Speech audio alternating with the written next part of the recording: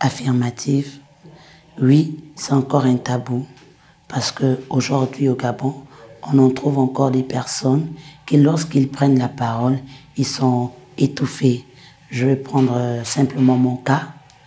2023, à l'arrivée des militaires au pouvoir, nous, les victimes de la crise post-électorale de 2016, avons pensé que c'était le moment pour nous de pouvoir nous exprimer. Mais malheureusement, j'ai été victime d'intimidation. J'ai passé 2 jours au B2. N'eût été l'intervention de certains activistes nationaux et internationaux qui ont fait du bruit, je pense que je serais peut-être encore au B2 ou je serais peut-être même plus en vie. Alors rien que pour ce fait, je vais dire, c'est encore un tabou.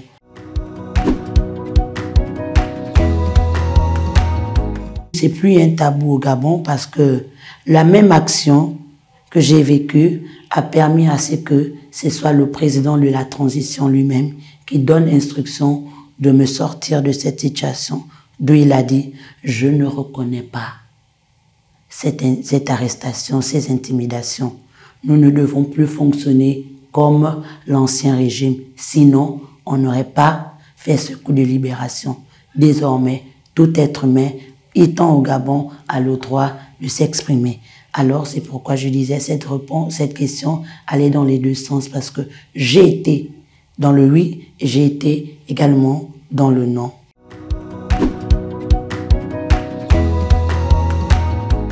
J'ai bénéficié de ce droit d'agir parce que lorsque je sors, avant que je ne sorte, le commandant qui vient dit, le président a dit, il n'est pas contre le fait que tu t'exprimes.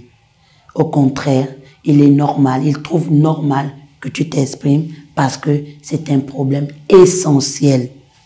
D'où le 2 avril 2024, le président lui-même, lorsqu'il prend la parole, il dit 1 minute de silence en mémoire des martyrs de la crise post-électorale de 2016 et qu'il dit c'est un sujet qui doit être parlé. Mais le temps de la transition est court, ne nous permet pas de résoudre cette situation parce qu'il est perplexe. C'est un grand dossier. Oui, le droit d'agir. Nous avons en quelque sorte, pas à 100% le droit d'agir, oui, mais nous avons déjà le droit d'agir, on va dire au moins à 30%. Le droit de faire, de parler également, on va dire, c'est mieux que l'ancien régime. Donc on va dire, le Gabon est en train de s'inscrire dans le registre des droits humains en tant que tel. Parce qu'autrefois, la liberté d'expression au Gabon n'existait plus. La liberté d'agir au Gabon n'existait plus. La liberté de faire et d'agir n'existait plus au Gabon. Moi, aujourd'hui, je ne fais pas que agir, que parler, mais j'agis également.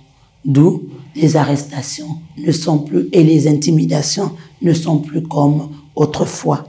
Donc, je peux dire, en tant que militante de droits de l'homme, parce que j'ai vu l'actualité, je peux dire les choses sont en train de s'améliorer. Nous, les victimes, avons également posé une action en 2025 également, lors de la sortie de prison de Sylvia et de Nouridine, auprès du ministre de la Justice.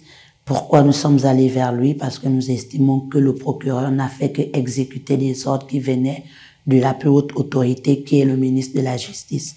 Alors, nous avons encore, je vais dire, félicitations pour l'avancée. C'est vrai qu'on peut parfois aller dans l'émotion, mais le résultat reste que je n'ai pas et nous n'avons pas été arrêtés. Nous avons été au ministère de la Justice pendant 2 jours, nous avons manifesté. C'est vrai que là, je suis dans l'obligation de informer à la population ce qui s'est passé et aussi en même temps de rappeler à la population également et à nos autorités que construire, il faut considérer les avis de tout un chacun. Alors le ministre de la Justice s'est vraiment mal comporté. Il s'est très mal comporté, chose que nous n'avons pas approuvée. Parce que nous sommes des êtres humains. Lorsqu'on dit des gens sont en prison, il y a la procédure à respecter. Lorsqu'on sort des gens de la prison pour leur permettre d'aller suivre des soins de santé sans rien expliquer à la population, encore moins pour les personnes qui estiment être victimes de ces personnes-là, alors ça fait mal.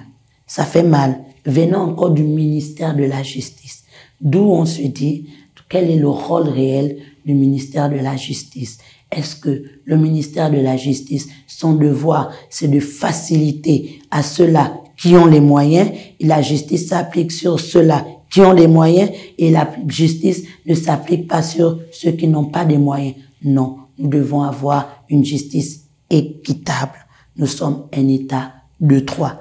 Je réprimandais l'action posée par le ministre de la Justice et tout son cabinet. Ce sont de tels comportements qui doivent être bannis. Pour la 5e République, nous ne voulons plus de ça. Nous voulons inscrire notre nom, le nom du Gabon, dans la sphère décisionnelle, mais pas seulement sur le plan national, mais également à l'international. On aimerait avoir, comme on a à Addis Abeba, la maison des droits humains en Afrique et du monde. Pourquoi ne pas aussi avoir cette même maison ici au Gabon? Ce sera une fierté. Ce sera une fierté. Alors, nous disons en même temps à nos autorités, nos institutions ne sont pas là pour servir ceux-là qu'on met à la tête des institutions, mais nos institutions sont là pour servir le peuple. Lui, il est nécessaire de rappeler à nos autorités c'est quoi le service public.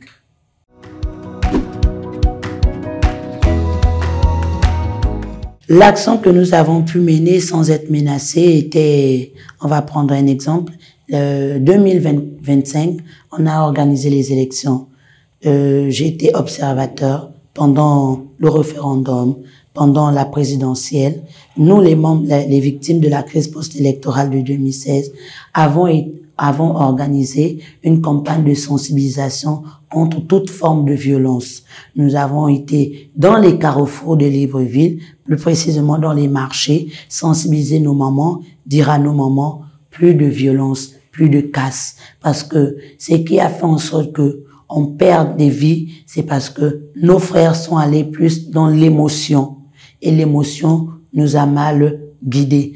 Alors, autrefois, on aurait dit, c'est quoi cette action? C'est quoi cette association? Qu'est-ce qu'ils sont en train de faire? Mais je vous rassure, pendant la campagne, j'ai pu expliquer aux populations et même à des inconnus ce qui s'est passé en 2016. Au début, la première sortie, les gens sont sortis pour dire comment elle vient pour réveiller une blessure du passé. Et là, on a voulu mal interpréter le message et j'ai dû repartir pour expliquer le contexte.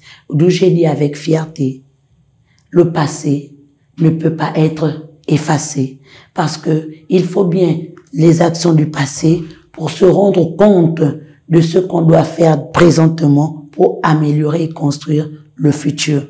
Il était difficile au Gabon de rappeler, d'informer aux gens ou même de rappeler même à ceux qui savaient ce qui s'était passé que 2016, qu'on le veuille ou pas, ce sont les militaires qui ont tiré sur la population avec l'argent du contribuable gabonais. Et sont encore ces mêmes militaires qui en 2023 se sont rappelés en disant lorsque les institutions ratent, l'armée prend le relais. C'est difficile, mais c'est la réalité. Alors, on ne peut pas oublier l'action des militaires de 2016 et on ne peut pas aussi également oublier l'action des militaires de 2023. Nous, les victimes, nous sommes le produit de ces deux actions. La transition est également le produit de ces actions. La 5e République est également le produit de ces deux actions causées par les militaires. Autrefois, on ne pouvait pas le dire. Alors, c'est une action que nous avons posée et que nous disons félicitations non seulement à nous-mêmes, mais également à nos autorités qui nous ont laissé faire cette campagne de sensibilisation sans être arrêtés ou menacés.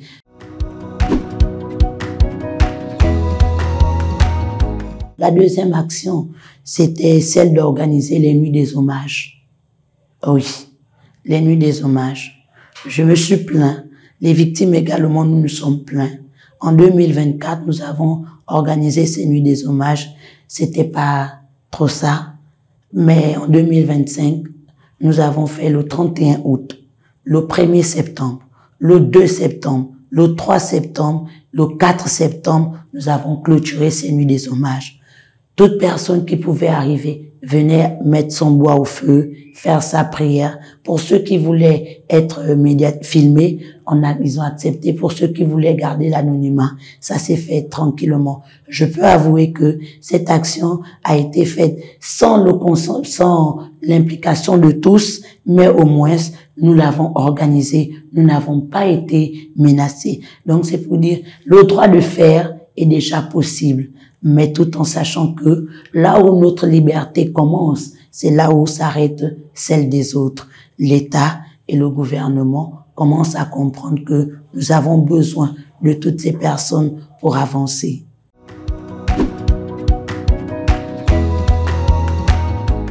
Le président se bat pour faire en sorte que les populations gabonaises que nous sommes essayons de mettre notre pays dans les normes en disant, en donnant la liberté d'expression, d'écrire à la presse.